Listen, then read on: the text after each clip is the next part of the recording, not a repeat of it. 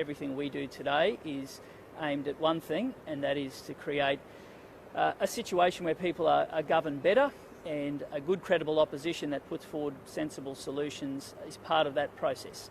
And so everything we do is through that prism. Yesterday we stood here and spoke about testing, and today Dr. Rowan will make some comments not just in the education space but also as a local member in the western suburbs of Brisbane.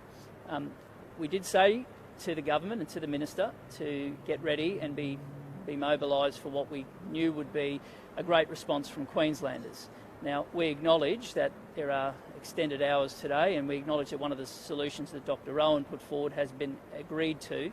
But again, unless we rise to the challenge, unless we see an end to hours and hours of people queuing, you're not going to get every Queenslander who wants to get tested be able to be tested. So that is a challenge that the government's got to rise to today. I want to speak briefly about vaccines and acknowledge and welcome the government's decision to take the extra 150,000 doses offered today. But it is wrong to suggest that the government has embraced all of the doses of AstraZeneca that's come its way. And either the minister has forgotten or she's not over her brief, but our records show that in June the federal government roadmap showed 100,000 doses that were due to come to Queensland, and they weren't agreed to and they weren't accepted, and that's a mistake. And what we want to do is send a clear message that vaccines are important, that vaccines are safe, and we want the state to do everything they can to get them in the arms of Queenslanders. And finally, I want to talk about small business. There's great uncertainty at the moment, and yesterday was the first time that the government has stood here and actually uttered the words small business. Now, the package that was put forward, and I'll be the first to say any support package for small and family business is better than nothing. But if the Treasurer hadn't been so belligerent and hadn't been so defensive about our calls on over 100 occasions for a package for small and family business, we could have ironed out some of the issues that we're seeing come to the fore. Our phone has run off the hook. Our emails have gone berserk, and they're from small and family businesses who are, quite frankly, confused. There are those who turn over less than 75,000, and they're asking why isn't there a sliding scale, as there is in New South Wales, to pick them up. There's some of the larger suppliers who say $5,000 isn't enough to keep the wolf at the door. There are people wondering when the next allocation kicks in. This was supposed to be a package that hit the ground running early, and the fact that it's going to be 2 weeks until applications are even opened, in my mind, is a failing. So here's my solutions. More tests today, more vaccines tomorrow, and a small business package that's out the door by the end of the week. That's how we supercharge our fight against this virus. And I'll hand over to Dr. Rowan.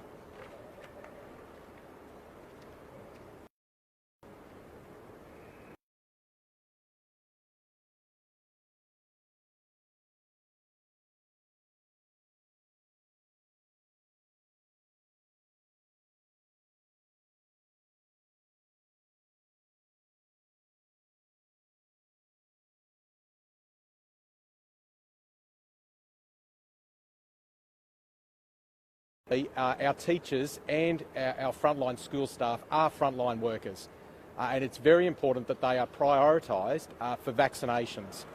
The game has changed, we must change, and the government needs a plan when it comes to vaccinating our teachers and school staff. As the local state member for Moggill in the western suburbs of Brisbane, I'd also like to talk about testing centres. The government should have been prepared for more testing centres when we have the circumstances that we currently face at the moment. And simply having not enough of those testing centres, and particularly in the western suburbs where a number of our schools have had outbreaks and that people are waiting for lengthy times to get tested, the government needs to do more in relation to access and availability and more testing centres. I wrote to the Health Minister, and I am pleased that there is going to be another facility at the Moggill District Sports Park, but right across the western suburbs of Brisbane, more centres are needed. And today we're still hearing from many residents of the long and lengthy wait times in order to get tested. Finally, I'd encourage the government to look at what they're doing with respect to mental health. Many of our young people, our students and others in our community are facing huge challenges when it comes to their mental health. And there are significant packages which have been delivered in other parts of Australia or other jurisdictions. And the state Labor government here in Queensland needs to do more to support our young people, our students and all people in the community with respect to mental health services and availability. I'll hand back to David. Sorry, just a bit too little too late. Like that Kenmore area, you know it very well. Kenmore Village yesterday was jam-packed. Like, why are they opening more than tomorrow? Why didn't they open it 2 days ago? It seems like everyone's being tested. Well, the government had failed to forward plan for when they had an outbreak and a lockdown situation. And had they planned more appropriately, we would have had a situation where more pop-up clinics could have been rapidly implemented to ensure that people got testing immediately. As a doctor, would you agree with Lockdown's comments earlier this year that 18-year-olds would go up and Well, these matters have been widely canvassed and discussed through the Australian Health Protection Principal Committee, through the TGA and ATAGI. And the vaccines that are available are safe, they're effective, and I would encourage all people to have an informed discussion with their general practitioner and to be vaccinated if they're eligible to be vaccinated. But it's important that they receive the information, that there's a discussion of their individual health circumstances, and that if they are eligible for a vaccination, that they get vaccinated. do you think those comments having the highest vaccination as a Look, I think that it's important that people have an informed discussion with their general practitioner about which vaccine is most appropriate for them. It's important that we get our vaccination rates up. It's important that people are vaccinated, that they get the shot in the arm if they're eligible to have it. And the most appropriate place for them to do that is to have an informed discussion with their general practitioner or health provider.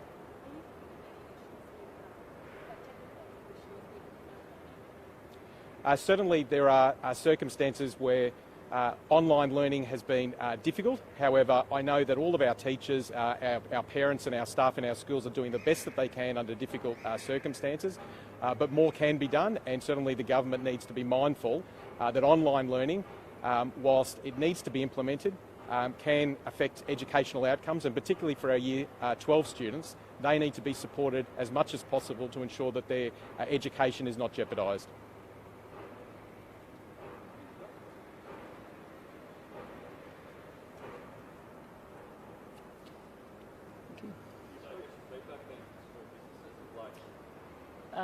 They're confused, they're hurting, and they want to know that they've got some certainty in some uncertain times. And even the quantum of the fund, if 260 million is the total, that's about 1 in 9 businesses that are eligible. Now, I don't want to see a scramble where we had in previous grants allocations where it's first in, best dressed, and you've got some worthy people who don't have the resources to get an application in.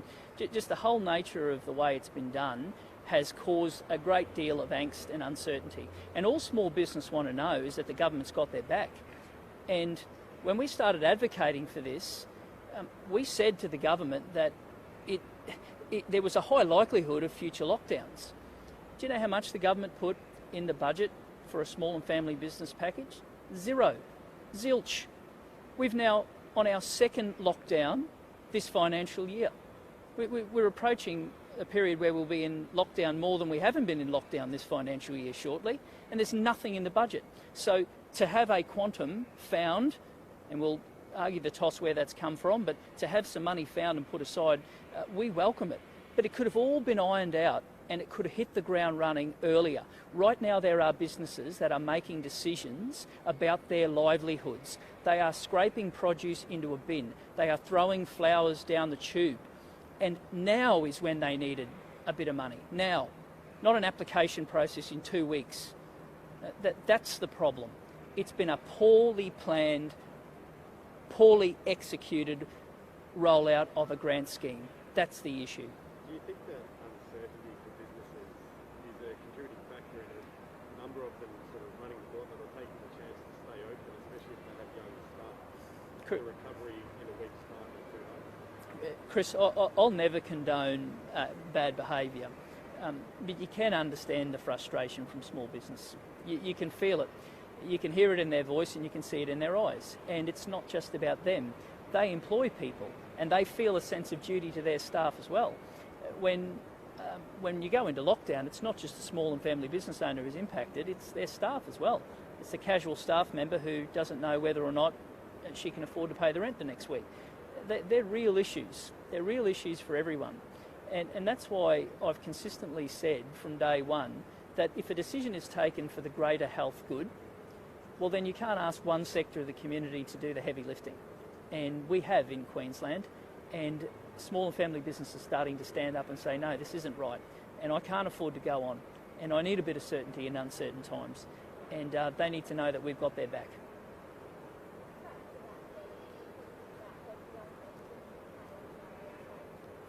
Well, I'm just going to pick up on that and the point before about vaccine hesitancy, and it does concern me about Queensland's vaccine hesitancy. Do you want to know where it started?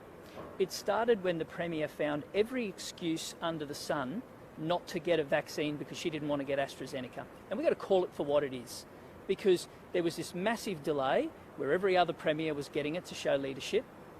Then there was the need for a flu shot. Then there was the tetanus shot because the dog bit everything other than the homework. And then there was the, I need to go to the Olympics, so I need to get two vaccines close together. Let's call it for what it was. That's when the undermining started. That's when the phones started ringing and GPs across this state were having people saying, look, I'm not sure about this, I'm going to hold off. So leadership starts at the top. So rather than put the focus on a public official, I'm going to put the focus where it rests, and it's in a quarantine room just over my shoulder.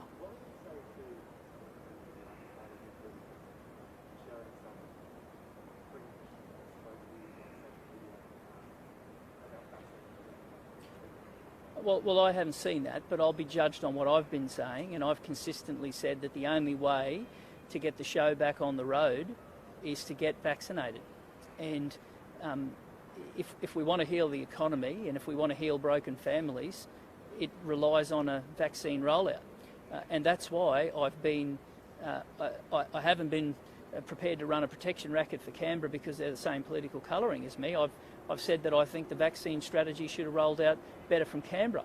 But I also think there's a heck of a lot of responsibility that rests in Queensland, and so far the state government's got off the hook on this one. And the minister today made a comment that, on my read, is dead wrong. And she should be held accountable for that, because the Federal Health Minister said that offer was made, I believe, somewhere around the 22nd of June. That's a long time ago. 100,000 doses of AstraZeneca could be pretty handy around today. And the undermining of the process, the absolute way that the Premier has made the messaging about vaccine not as important as other things, the fact that we haven't embarked on an advertising strategy on the vaccine. We've had an advertising strategy about a budget that didn't have any money for small business, but we didn't have an advertising strategy for a vaccine rollout and telling people that it's safe and important. I think they're issues that in the fullness of time will come back to haunt this government. Thanks very much.